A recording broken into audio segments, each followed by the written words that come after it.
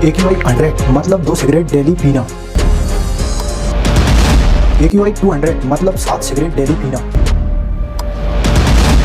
AQI 400 मतलब 23 cigarette daily पीना। AQI 650 मतलब 34 सिगरेट डेली पीना। AQI 850 मतलब 43 सिगरेट पीने के बराबर। आज दिल्ली का AQI 500 से 600 तक पहुंच रहा है।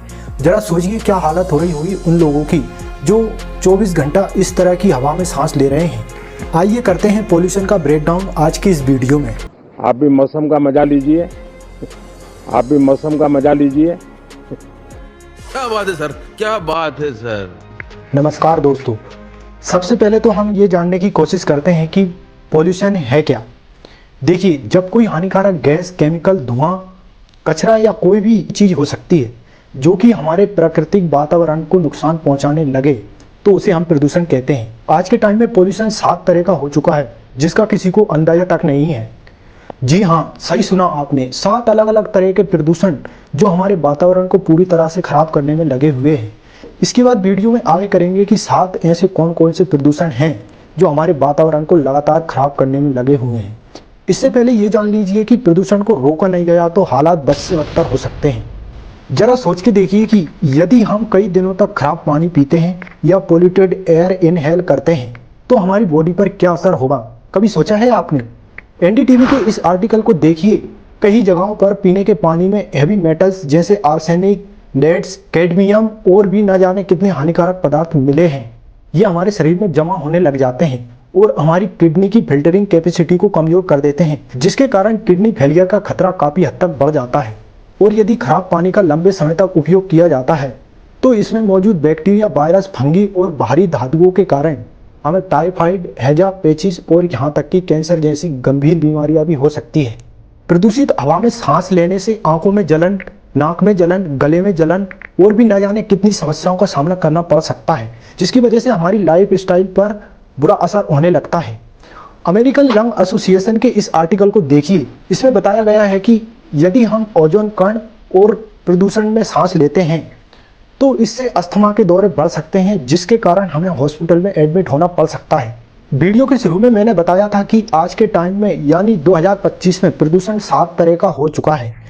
पहला है एयर पोल्यूशन, दूसरा है वाटर पोल्यूशन, तीसरा है सॉइल पोल्यूशन और चौथा है नॉइस पोल्यूशन। इनको तो जनरली सभी लोग जानते ही हैं, लेकिन ये 3 और हैं जिनको शायद बहुत कम लोग जानते हैं। इसमें आते हैं light pollution, radioactive pollution, electronic waste pollution. यदि इन सबकी एक ही वीडियो में बात करने लग जाए तो वीडियो काफ़ी लंबा हो जाएगा, इसलिए आज के इस वीडियो में हम बात करते हैं एयर पोल्यूशन की, जो कि कोरोना से भी ज़्यादा खतरनाक होता जा रहा है। एयर पोल्यूशन को समझने से पहले हमें 2 चीज़ों को जानना बहुत ज़रूरी है। पहला है AQI, इसका फुल फॉर्म होता है एयर क्वालिटी इंडेक्स। इसका काम होता है हवा की शुद्धता को मापना। इसकी नॉर्मल वैल्यू मानी जाती है 0 से लेकर 50 तक। यदि ये 51 से 100 तक होता है तो इसे मॉडरेट कंडीशन में रखा जाता है और 101 से 150 तक आता है तो इसे अनहेल्दी माना जाता है। जैसे जैसे AQI बढ़ता जाता है वैसे वैसे हवा की शुद्धता कम होती जाती है। अब आप सोच रहे होंगे कि हम अपने शहर का AQI कैसे देख सकते हैं। हमारे पास तो AQI मेजर करने का ऐसा कोई डिवाइस ही नहीं है जिससे कि हम अपने शहर का AQI देख सकें। मैं बताता हूँ आपको कि आप अपने शहर का AQI कैसे देख सकते हैं। बस कुछ नहीं करना है, आप अपना मोबाइल निकालिए और उसमें वेदर ऐप खोलिए, जैसा कि आपको स्क्रीन पर दिख रहा है। जैसे ही आप थोड़ा सा ऊपर की ओर स्वाइप करेंगे तो आपको AQI दिख जाएगा। इसको देखकर कमेंट में बताना कि आप कौन से शहर से हैं और आपके यहाँ का AQI कितना है। अब दूसरी चीज आती है PM 2.5। इसका फुल फॉर्म होता है पार्टिकुलेट मैटर 2.5।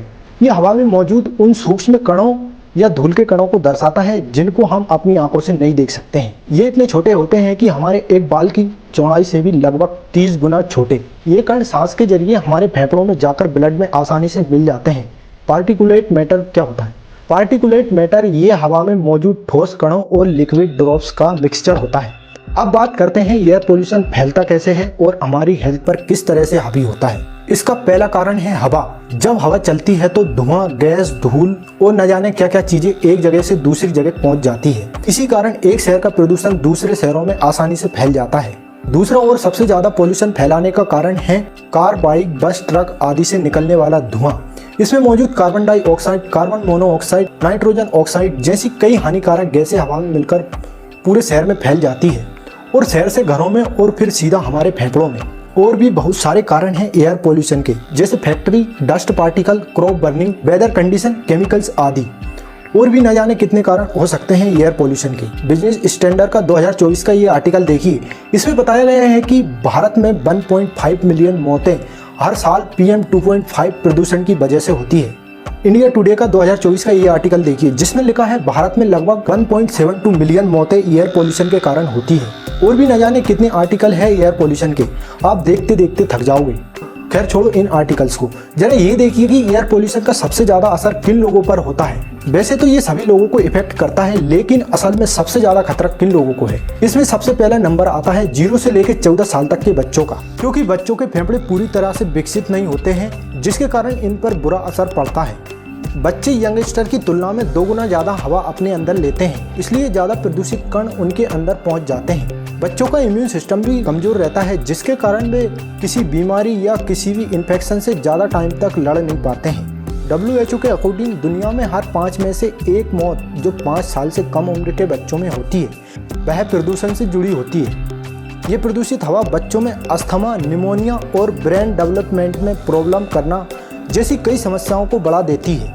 बच्चों को ये प्रदूषित हवा से किसी भी हाल में बचाना बहुत जरूरी है, ताकि उनके जीवन का खतरा कम किया जा सके। दूसरा नंबर आता है ओल्ड एज वालों का, जिनकी उम्र 60 या उससे अधिक होती है, क्योंकि इन लोगों के फेफड़े और दिल पहले से ही कमजोर हो चुके होते हैं। कई बुजुर्ग पहले से ही किसी अन्य बीमारी से जूझ रहे होते हैं। PM 2.5 के बढ़ने के कारण उनमें हार्ट अटैक और स्ट्रोक का खतरा 40 से 60% तक बढ़ जाता है। और तीसरा नंबर आता है प्रेग्नेंट लेडी का, जो कि सबसे ज्यादा उसके बच्चों को प्रभावित करता है। जब कोई प्रेग्नेंट महिला पोल्यूटेड एयर को अपने अंदर इनहेल करती है, तो प्रदूषण के छोटे छोटे कण उसके लंग्स तक पहुंच जाते हैं और फिर ब्लड में मिलकर प्लेसेंटा के जरिए सीधे बच्चे तक पहुंच जाते हैं, जिसकी वजह से बच्चा कम वजन वाला पैदा हो सकता है, समय से पहले डिलीवरी हो सकती है और मिसकैरेज का खतरा भी बढ़ सकता है।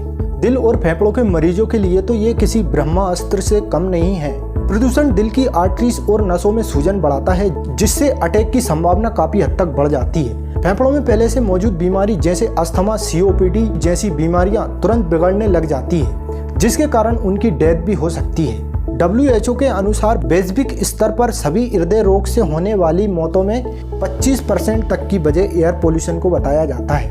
PM 2.5 के बढ़ने पर अस्थमा अटैक की दर 5 गुना ज्यादा तक बढ़ जाती है। बाहर काम करने वाले लोग भी काफी अफेक्ट होते हैं, जैसे कि ट्रैफिक पुलिस, कंस्ट्रक्शन वर्कर, मजदूर आदि, क्योंकि ये सबसे अधिक समय सीधे सड़क के धुएं में बिताते हैं। India's national clean air programme 2023 की रिपोर्ट के अनुसार रोड साइड वर्कर्स में फेफड़ों की बीमारी 3 गुना ज्यादा पाई जाती है।